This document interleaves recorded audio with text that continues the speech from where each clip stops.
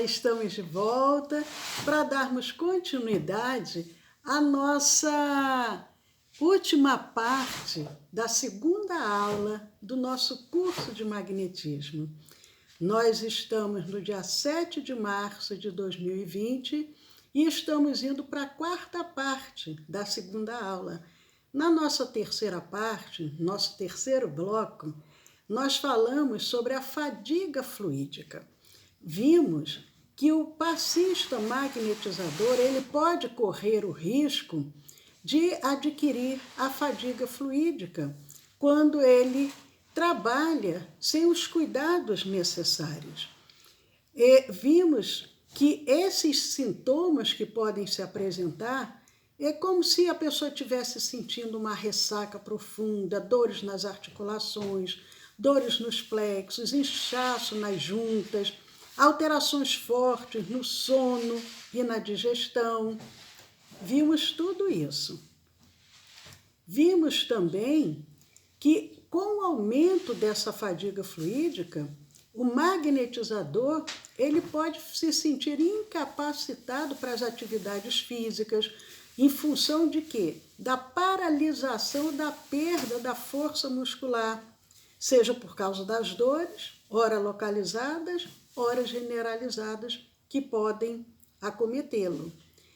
Vimos também dois centros que são muito importantes nessa observação, porque, de acordo com os estudos, com as observações, com as pesquisas, o que se constatou? Está mais ou menos evidenciado que a usinagem pelo gástrico e pelo esplênico são as mais desgastantes. Mas, além dos inchaços, das imobilizações, nós podemos também, quando caímos em fadiga fluídica, sentirmos dores no peito, como se fosse uma angina, enxaquecas violentas, indisposição alimentar, insônia, o sono incontrolável, ou não consegue dormir, ou muito sono, e aquele sono que não refaz as energias, inclusive pode também acarretar frigidez e impotência. Alertamos, inclusive, para a necessidade da busca do médico para fazer todos os exames físicos para realmente constatar se é um problema físico ou se, porventura, fez todos os exames, não tem nada, nem um problema gástrico, nem um problema cardiológico, nem um reumatismo, artrose, artrite, nada. Então, aí sim, vamos passar a pensar numa fadiga fluídica. Mas o tratamento para a fadiga fluídica é simples, não é um tratamento complicado. E rapidamente a pessoa pode se restabelecer, apesar de que o ideal é que isso nunca aconteça. Nós sempre temos que nos prevenir, ter cuidado para que isso não ocorra. Mas estamos já orientando aqueles que pretendem trabalhar com magnetismo ou que já trabalham, como que vão atuar sem correr esse risco.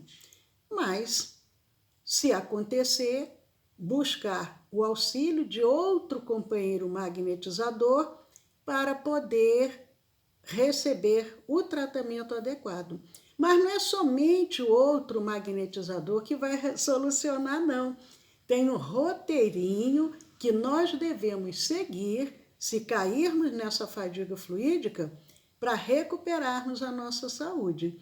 Mas lembrando que isso que vai ser aqui colocado não é somente para aquele que caiu em fadiga fluídica, não. É para todos nós, magnetizadores ou não. Esse roteiro é muito importante.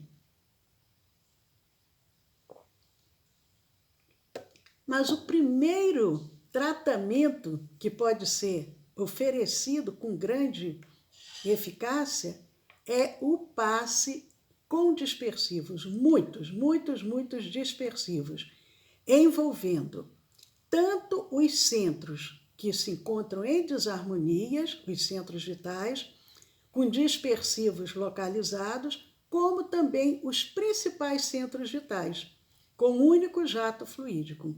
Inicia-se pelos dispersivos gerais, depois parte-se para os dispersivos localizados e retorna-se aos dispersivos gerais.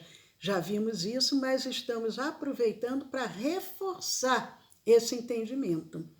E essa prática de aplicar esse dispersivo não é pouco, não. São várias e várias vezes e dias seguidos. Várias vezes a aplicação dos passos dispersivos e em vários dias diferenciados até que a pessoa vá recuperando o seu vigor físico novamente. E enquanto o magnetizador está aplicando os dispersivos, ele tem que ter o cuidado, aquele que está aplicando, no companheiro que encontra-se em fadiga fluídica, para não fazer nenhum tipo de quê? Vocês lembram que eu falei? Isso mesmo. Não fazer nenhum tipo de doação, nenhum tipo de concentração de fluidos, nem sejam eles calmantes, nem ativantes.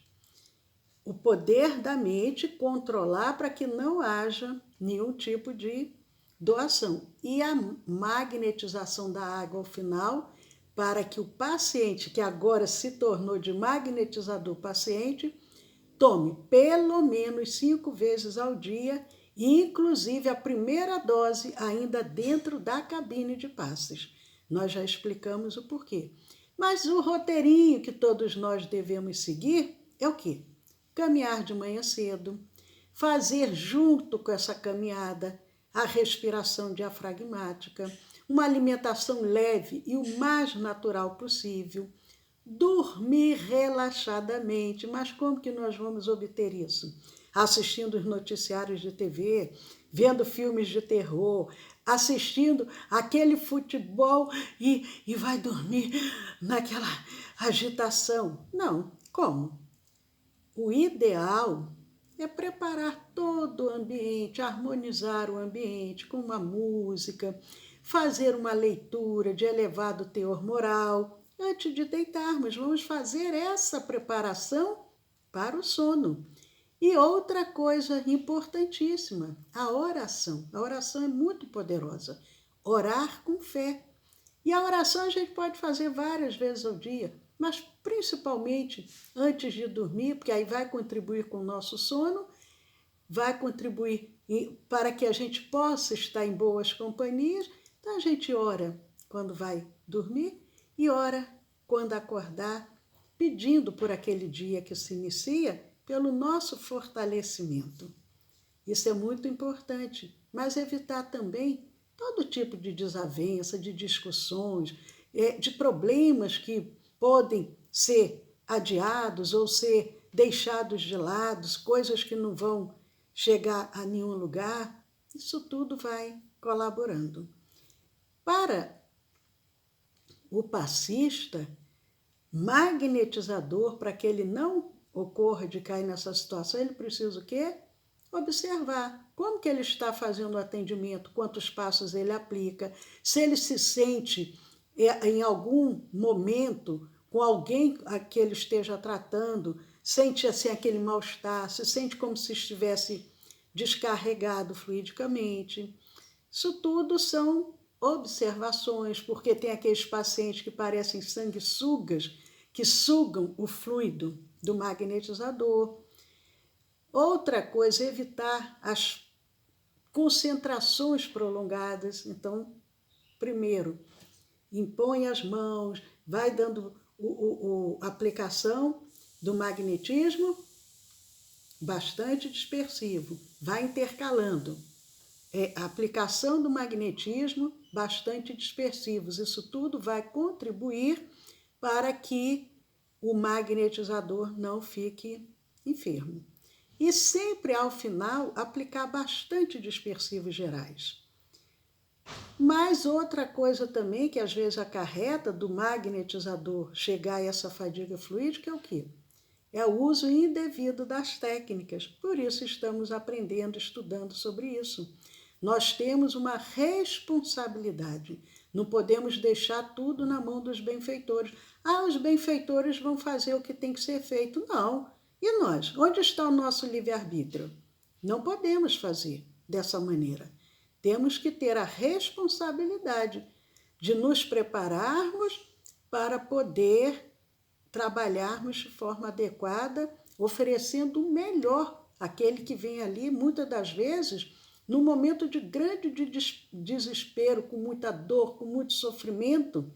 Nós não podemos estar ali simplesmente por estar, não.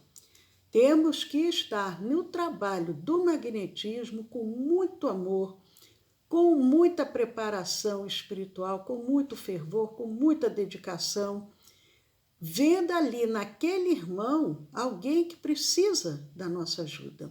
Lembrando que Jesus nos ensinou. Ele disse que nós tínhamos possibilidade de fazer. E ele nos convoca, vai, ide, curai. Mas para isso, precisamos, em primeiro lugar, o amor, a vontade. Eu quero, eu vou. Eu quero trabalhar porque eu quero ter a alegria de ver aquela pessoa recuperada. E aí sim, vamos aprender as técnicas, vamos cada vez mais nos dedicarmos. E com isso, nós teremos uma grande alegria ao ver o êxito que nós vamos conseguir obter. Mas não é só o magnetizador que pode cair em fadiga fluídica, como eu já havia dito no bloco passado, na nossa terceira parte. Nós agora vamos fazer um alerta para o médium em geral. Ao contrário do que alguns imaginam, a fadiga fluídica ela não alcança apenas os passistas. Na realidade, todo doador de fluidos está sujeito a tal ocorrência.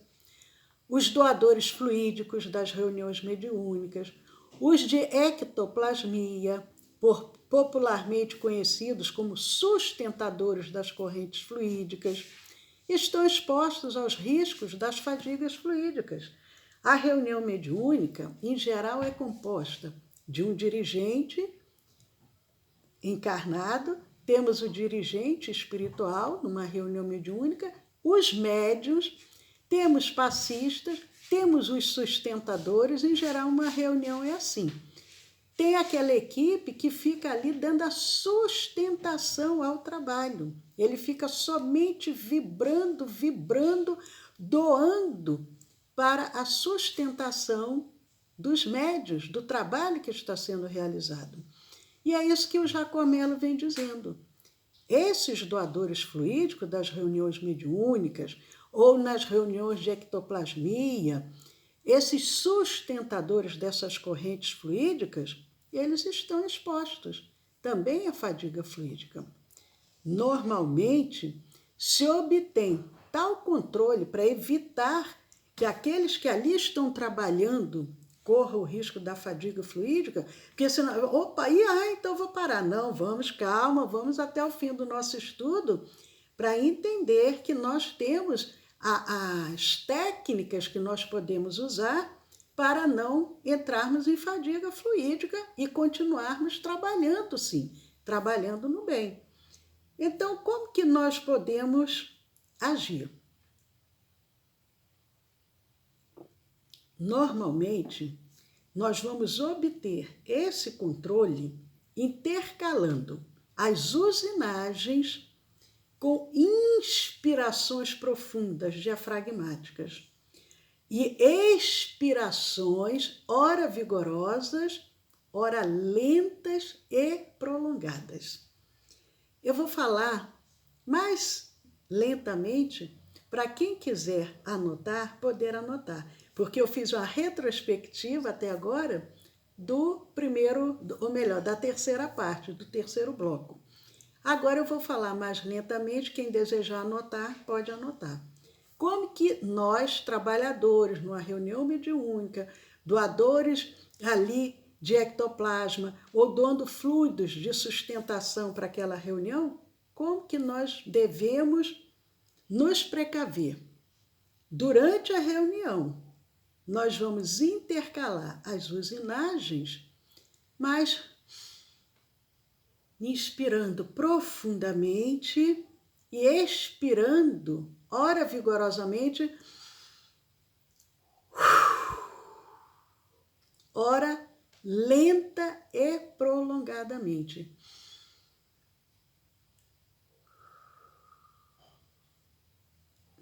Eu fiz aqui a expiração vigorosa com barulho, mas não há necessidade de fazer esse barulho na reunião mediúnica. Procuremos ser o mais discretos possíveis. Mas é uma forma da gente não entrar em fadiga fluídica. Mas apesar desse cuidado, se ao final da reunião mediúnica, que a pessoa participou, se ela não estiver se sentindo bem, fluidicamente falando, o que ela deve pedir ao outro companheiro que esteja bem? Porque, como eu disse, tem o dirigente, tem os médios, tem os sustentadores, tem os passistas. Ela vai solicitar um passe dispersivo.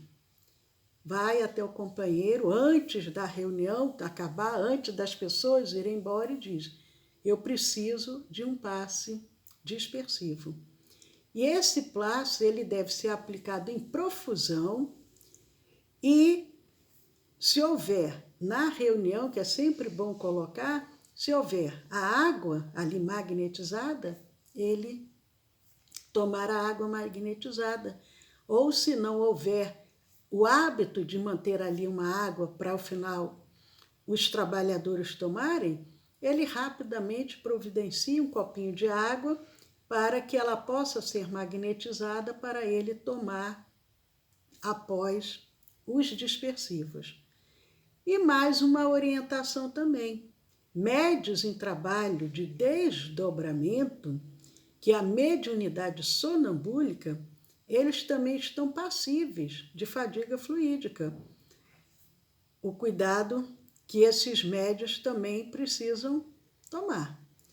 Mas também não são só os médios e magnetizadores que correm o risco de fadiga fluídica. Não.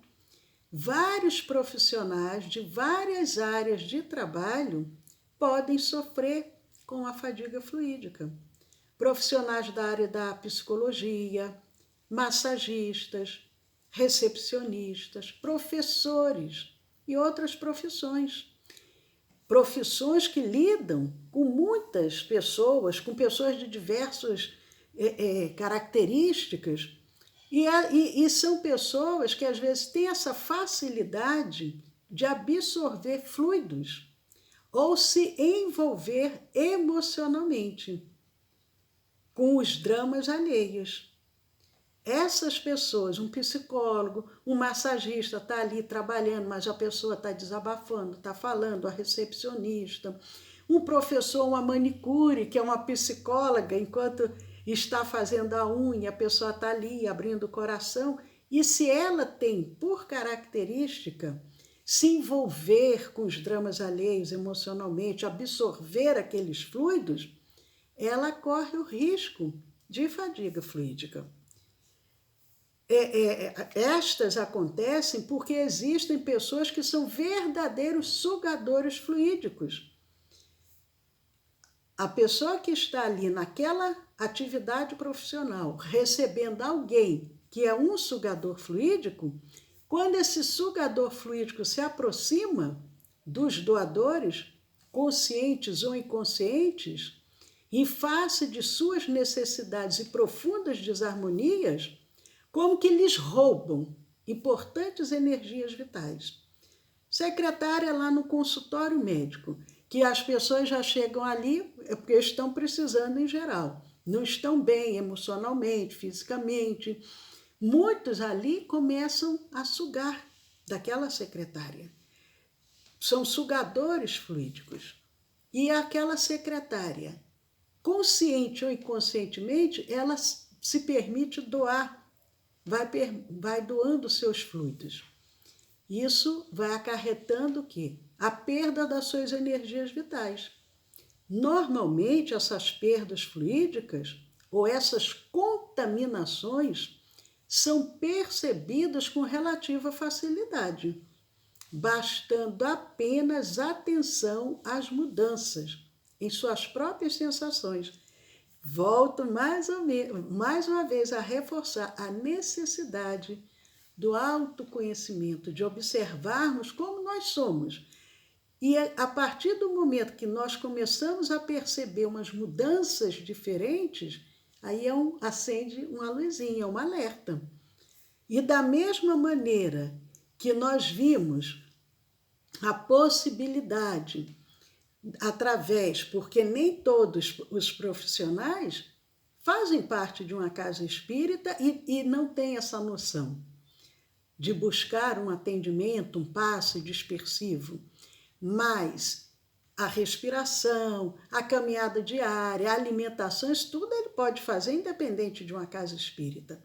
Mas outra coisa também que auxilia a pessoa a repor as suas energias, o seu reequilíbrio novamente, é o quê? Jogar os braços com vigor para os lados, joga bastante, sacode os braços até sentir que aquele torpor já está vencido, aquele mal-estar. Então sacode bastante os braços. E tão logo seja possível, no caso do magnetizador, que sentiu um certo mal-estar, ele vai ali procurar sacudir os braços, jogar bastante, fazer essa respiração diafragmática entre o atendimento de um paciente e outro, e por um longo, e depois, né, logo seja possível, logo ele tem essa possibilidade, ele tomar um banho bem longo, bem relaxante, de preferência uma ducha fria, uma água mais fria do que normalmente ele está habituado, e aqui, deixar cair bastante água aqui no centro umeral. Isso tudo são técnicas que nós podemos utilizar e que tem uma eficácia muito grande. Então, sacudir bastante os braços. O paciente saiu da sala, sacode bastante, faz a respiração diafragmática e depois, ao sair dali, tome um bom banho bem relaxante, uma água assim mais fria, deixe cair bastante água no umeral, cante bastante debaixo do chuveiro, que isso tudo vai ajudar a ele recuperar a sua energia e não cair em fadiga fluídica.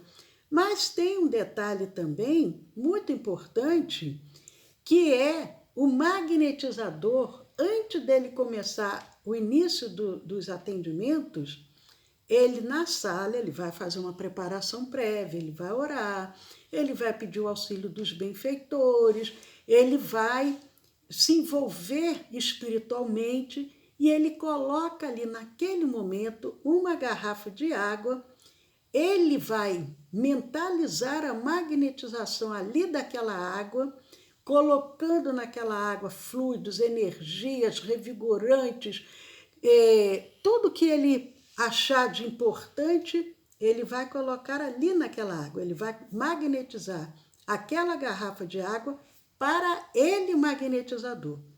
E ao final de cada atendimento, ele vai lá e toma um pouco daquela água. Isso também vai contribuir para que ele se mantenha harmonizado, ele se mantenha bem, evitando dessa maneira a fadiga fluídica. Nós vamos comentar na nossa terceira aula do mês de abril, vamos ensinar as etapas que nós devemos seguir como magnetizadores para vencer as antipatias fluídicas, as antipatias magnéticas.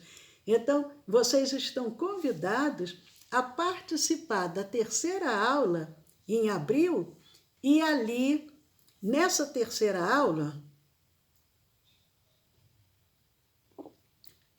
vocês estão convidados abril a participar da terceira aula.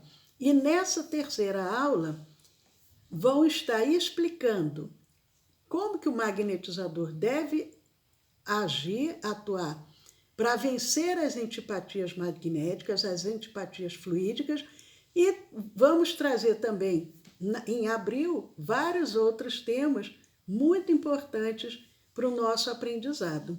Então, não percam, aguardamos todos vocês lá e nós vamos encerrar ensinando um exercício prático. Como obter a relação magnética? Como fazer um exercício de expansão do perispírito? Mas para isso será necessário alguém da família que possa se juntar, porque é um exercício feito em dupla. O que é que eu oriento sempre? Ao fazermos qualquer um desses exercícios, colocar uma música suave, fazer a leitura de uma página, uma prece, pedir o auxílio dos benfeitores para que vocês possam ser bem-sucedidos nesse exercício, junto com alguém. Se tiver alguém da casa espírita que possa fazer juntos, ótimo. Se não, pode convidar um familiar que esteja disposto a colaborar para fazer essa prática. Os dois juntos vão se preparar, se harmonizar. E como que é o exercício? São sete etapas. Eu vou ler lentamente para que vocês possam anotar se desejar, mas isso vai estar gravado no nosso canal do YouTube, então vocês vão lá, revejam a aula, assistam, aproveitem para se inscrever, para dar uma joinha, para compartilhar. E como que é esse exercício? Primeiro, vou falar devagarinho para vocês anotarem.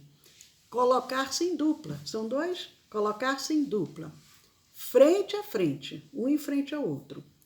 Uma das pessoas vai procurar expandir o seu perispírito e vai tentar perceber o campo magnético do outro.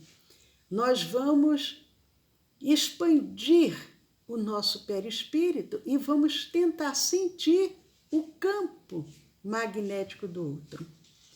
Vamos procurar guardar as sensações e percepções. Ambos vão procurar perceber, tanto aquele que combinou, porque vai previamente combinar, olha, eu vou me expandir para sentir o seu campo magnético. Eu sou o ativo. E o outro é o passivo. O passivo e o ativo vão procurar o quê? Guardar as sensações e percepções. O que o ativo sentiu, quais as sensações e percepções, e o passivo também. O ativo, que expandiu o perispírito, ao terminar, ele vai tocar levemente no outro. Se os dois vão ficar, eu esqueci de falar o detalhe, que vocês vão ficar sentados, que é mais confortável. Vão ficar sentados, um de frente ao outro. Sentados, expande o perispírito, o ativo perceber, guardar as sensações e percepções, e por outro lado, o passivo também. O ativo terminou, ele vai suavemente, para não assustar o outro, tocar levemente no joelho do passivo, para trocar de papel. Aí o que vai acontecer? Quem for o ativo, pela última vez, ele vai colocar-se de pé. Aquele que era o passivo e agora vai ser o ativo, ele vai colocar-se de pé. E ali, o que vai ocorrer? Primeiro, ele vai perceber a relação magnética, o tato magnético nos centros vitais, ele vai aplicar uma relação magnética, o tato magnético nos centros vitais. Ao final, vai aplicar dispersivos longitudinais, não esquecendo o esplênico. Não são transversais no esplênico, são dispersivos mesmos. Terminando, vai inverter os papéis. Então, vamos explicar. Primeiro, aquele que vai ser o ativo, que era o passivo, e quando o ativo tocou no seu joelho, ele levanta e ele vai fazer no ativo a relação magnética. A relação magnética a gente vem com a mão longe, distante e se aproxima até sentir uma certa barreira ali, aonde a gente sentir que algo ali é aonde nós entramos em relação magnética. Entramos em relação magnética, por exemplo, se foi nessa altura, na mesma altura, eu vou agora fazer o tato magnético. Eu vou percorrendo todos os centros vitais da pessoa, de cima para baixo, vou percorrendo os centros vitais para ver se eu vou sentir alguma coisa. Fiz a relação magnética e na mesma distância eu começo a fazer o tato magnético e vou perceber nos centros vitais se eu sinto alguma coisa. Sentindo ou não sentindo, não interessa, não importa. Eu vou, ao final disso, aplicar dispersivos longitudinais, desde o alto da cabeça, envolvendo todos esses centros. Não esquecendo também do esplênico, que eu também vou dispersar longitudinalmente e não como transversais. Terminando isso, o que fez essa prática senta e aí o outro vai levantar, vai entrar em relação magnética. Por exemplo, aqui eu senti uma barreira, uma pressão. Aí daqui eu vou vendo se eu percebo o tato, se eu percebo através do tato, se eu percebo alguma coisa. Lembrando que tem o palmar e tem o que é o digital. Eu vou percorrendo os centros e ver se eu sinto alguma coisa. Sentindo ou não, ao final, bastantes dispersivos longitudinais para que não fique nenhum acúmulo de energia na outra pessoa. Vocês, vendo passo a passo que eu expliquei, não é difícil. Mas qualquer dúvida, mande um comentário para o nosso canal do YouTube, para a nossa aula, que nós explicaremos novamente. É uma alegria muito grande. Encerramos o nosso mês de março, as nossas aulas de março, a nossa segunda aula, a segunda aula foi dividida em 4 partes, em 4 blocos, e agora aguardamos vocês no mês de abril para darmos continuidade aos nossos estudos. Aproveitem, vejam, revejam os vídeos, as anotações e até lá. Paz a todos!